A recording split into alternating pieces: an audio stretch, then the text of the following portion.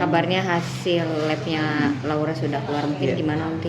Baik, terima kasih rekan-rekan. Jadi dari penyidik ya mengambil hasil lab yang sudah selesai, kemudian diantar kembali ke rumah sakit RSCM untuk dijadikan satu dengan hasil visum ya, yang nanti diobservasi kemudian menjadi kesimpulan.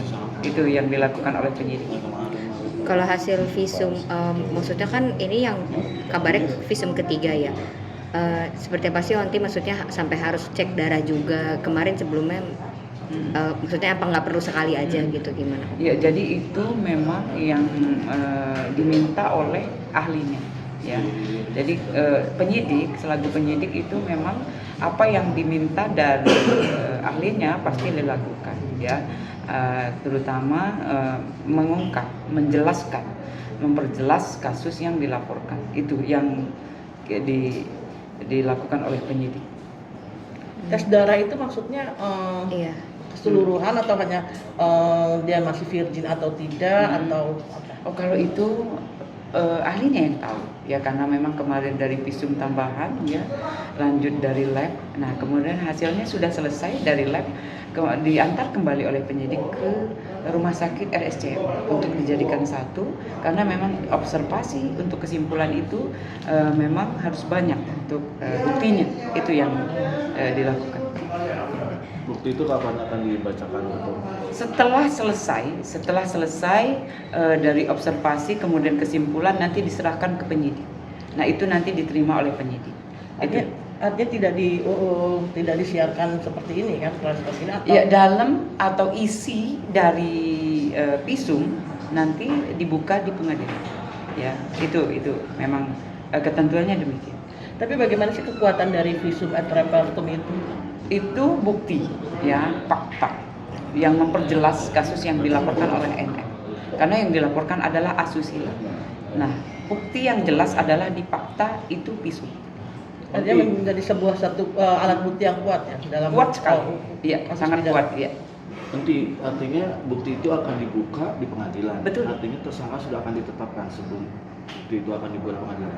Ya, jadi kita punya tahap-tahapan dari penyelidikan, kemudian naik ke penyidikan. Jika memang ada unsur pidana pasti naik ke penyidikan.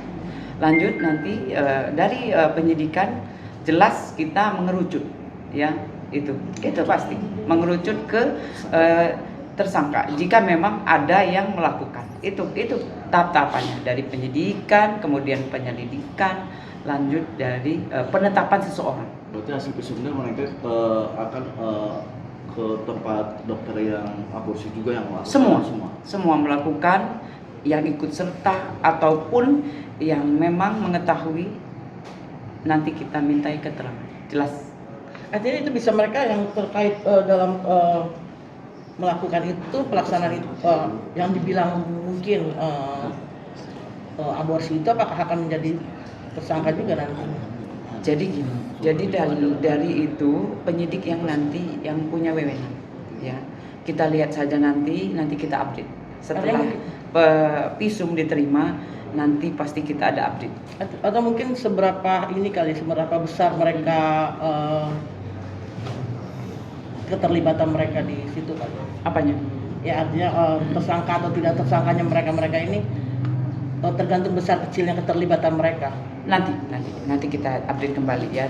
Yang jelas visum ditunggu oleh penyidik, karena memang kita akan menentukan langkah ini dari visum ya, memperjelas kasus yang dilaporkan.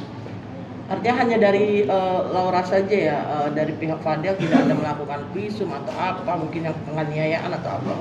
Ini yang dilaporkan dulu ya, jadi yang dilaporkan oleh NM ya, itu ada kasus asusila. Nah, itu yang kita dalam untuk sementara ini.